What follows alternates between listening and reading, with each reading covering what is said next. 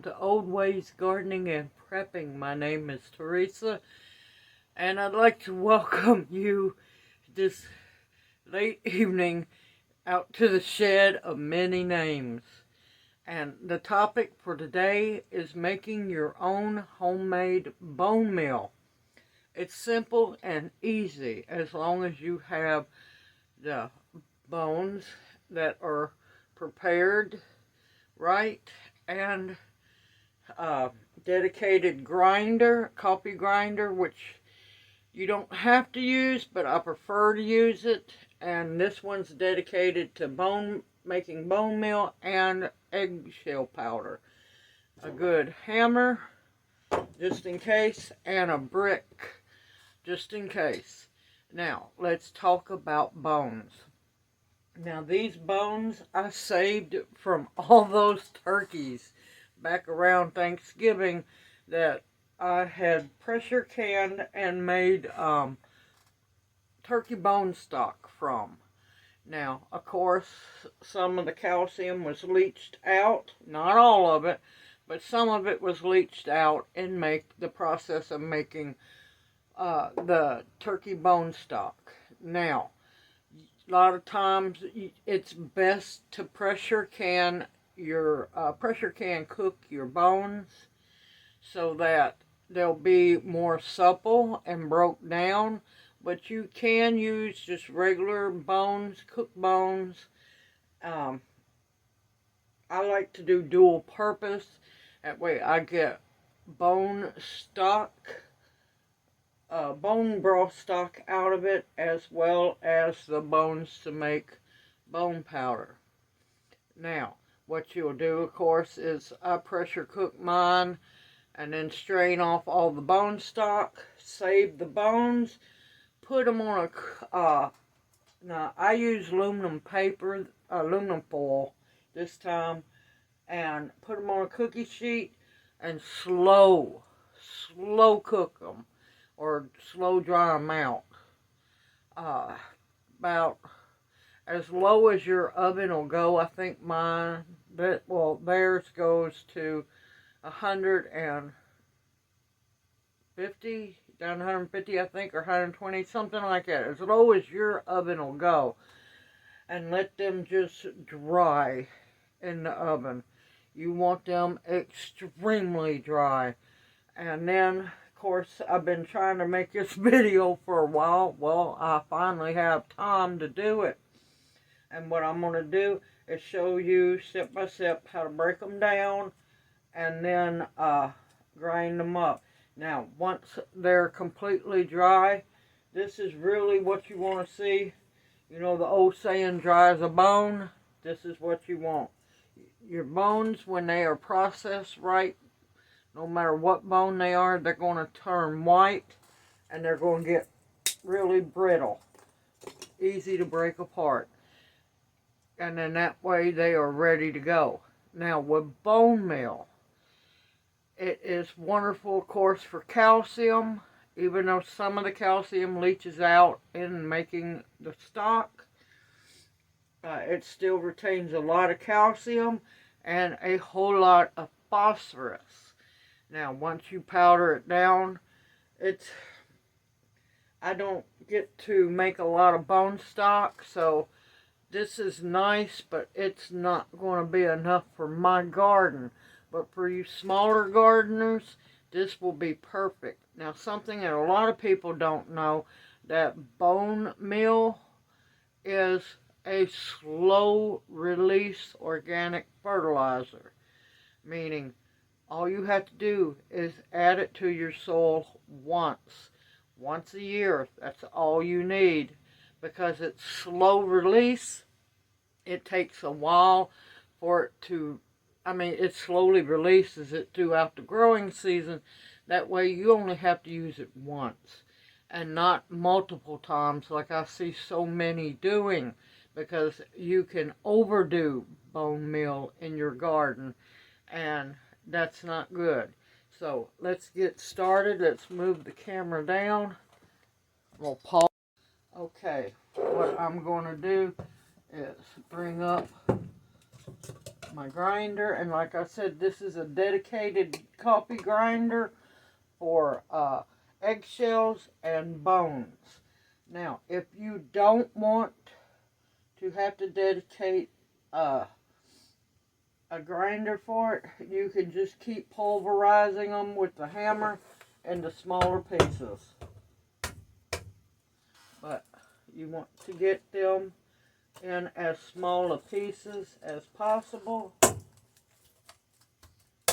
And be really careful because they will scatter all around. Your bones may darken, your bones may widen up and bleach. Either way, just make sure they are dry.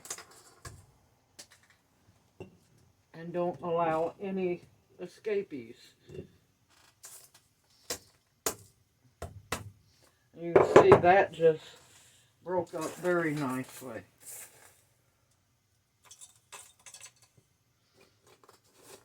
And all this very fine material on the parchment. And I do recommend lining your work area. First of all, sanitize your work area very well. Make sure that there's no anything that can transfer to your bones while making it.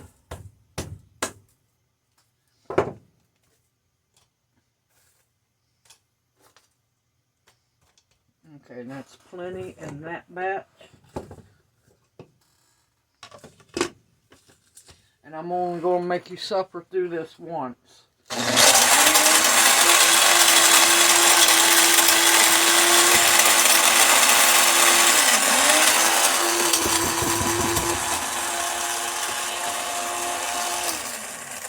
I got to stand up so I can see what I'm doing.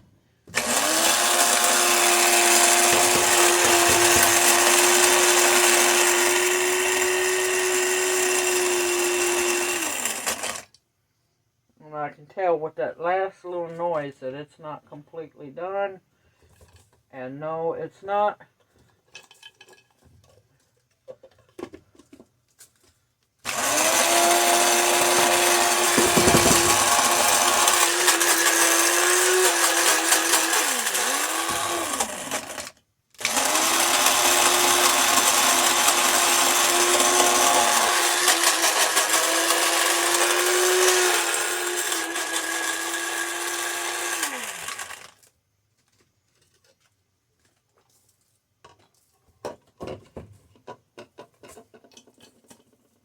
That's why I say use parchment paper so you can catch any of the fragments.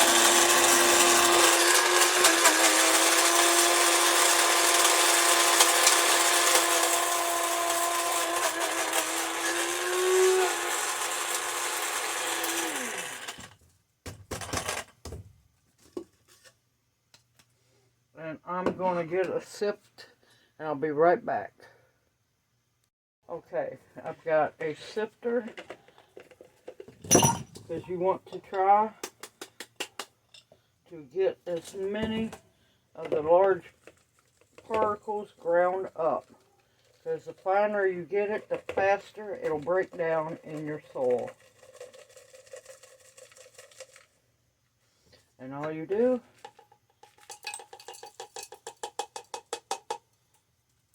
is add it back to your grinder.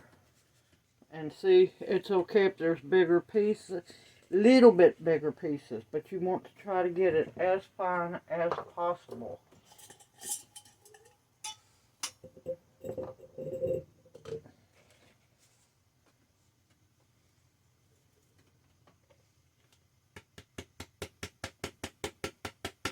And you want to try not to waste much at all.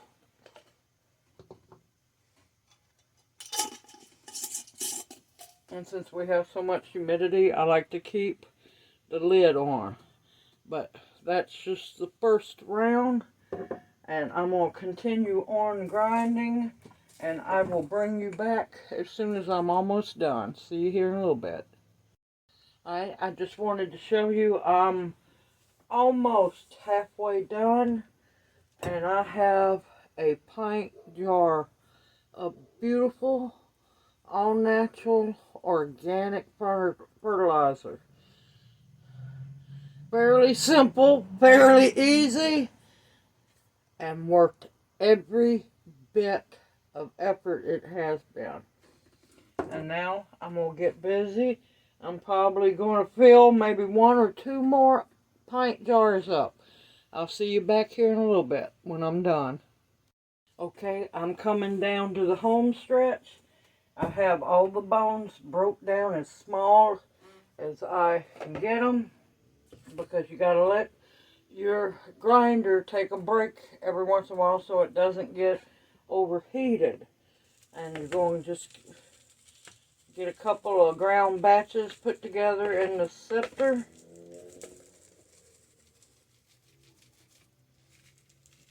And the 2 big of pieces, just put them back in the grind pile, because you want to try to get this as fine as possible, because you got to remember long-term slow release.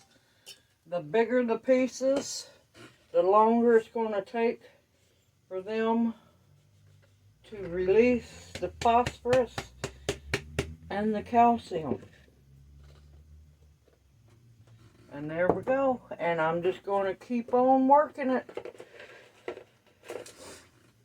Now, some of the pieces you have to encourage just a little bit more with the hammer. But you're the boss. You're the one that's going to make it work. The smaller the pieces you can break it up before it goes into the coffee grinder, the better.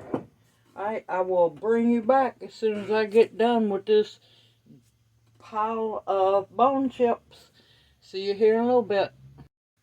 Okay, I am done, and I decided to take them out of the pint jars and bring out the half-gallon jar, because I plan on making a whole lot more of the bone meal. Now, I have already sanitized, well, cleaned and then sanitized my countertop, my work area, and especially my hands. Make sure that you take the same precautions when making bone meal as you do making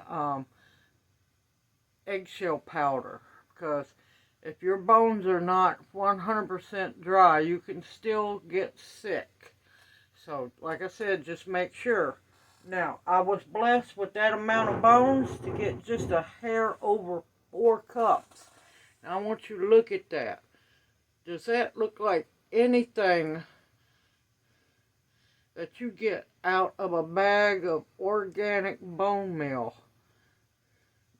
Look how nutritious and dark that is. It's not bleached white. There is a big nutritional difference. Look at that. See how beautiful that is? When you buy a bag of bone meal, it's white as snow. This is more healthier for your plants. Now, I've seen a lot of people do videos on how to make bone meal, and they just leave it in big chunks. Remember, slow release.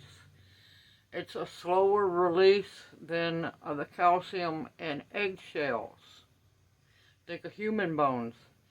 How many hundreds and thousands of years later they're still finding bones that are still not broke down.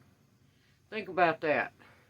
Now, you can have a few bigger pieces, but if you notice, that is broke down as fine as possible. Now, you go during the process, you want to make sure that you give your poor little coffee grinder a break once in a while, because that's some hard work, unless your bones are very dry. And like I said, if some of them don't want to break down, make them break down. You can do it. Now, of course, pressure cooked bones in a pressure canner work better, but you can use like roasted bones like when you roast a chicken or pork chops or anything, save those bones, uh, dry them in the oven. Your lowest setting on your oven, and let it dry. If you want to do it overnight. That's what I done to mine. You want to make sure those bones are dry. Now another good thing about these bones that I used, some of them still had a little bit of the marrow in it. It was completely dry. So there's a little bit of bonus of blood meal in there too. All natural. That's the only way I go. I don't use that Miracle Grow crap or anything because, yeah, they're in cahoots with Monsanto. So be careful what you use in your garden. Do research. Find out who owns those companies. Be smart, people. Organic. You don't need all those pesticides. You don't need chemicals. All natural. And you see how easy it is. Yes, it's work. Yes, it's time consuming. But you know what? It's a labor of love. And it's, to me, it's worth every second spent on it, because I know my plants are going to be thankful for the time that I put in so that they can grow healthy. And I'll be also increasing the fertility of the land as well. And that's a bigger bonus. Giving back. Not always just take, but give back. Give back to your soil. Build your soil. Make sure it's fertile. Because if that soil's not fertile, she's not going to give you anything but grief. Now, when you want to use this, remember, some of it will be absorbed by the plant immediately, but it is a slow release, all natural fertilizer. So you only have to use bone meal, especially homemade bone meal, once in a season. And what I usually do, use a tablespoon, because when I get ready to plant my tomatoes, I dig a hole, I sprinkle a tablespoon of this in the hole with the other amendments that I use, mix it very well, plant your plant, and put your soil back on it. Now you can sprinkle a little bit around your plant, but just know there's a good chance, always with using bone meal or blood meal, that you can attract critters. So just know that. But I'm sorry, critters or not, it's worth every minute of it to be able to have all natural. Now, I hope this video encourages you as well to make your own bone meal. It's simple, it's easy, just takes some time and effort. But it's worth it. It's winter time. Are you going to be going anywhere important? No, probably not. Take time to make your own soil amendments and quit buying these chemical-laden ingredients. If you have any questions, please feel free to ask them in the comment section below. I am more than happy to answer them. Just please do not delete them. I love questions. I love comments. I love to read them. So please do not delete them. I hope everyone has enjoyed this video. I look forward to seeing you in my next one. Everyone take care, and may each of you be blessed. Have a great day, everyone.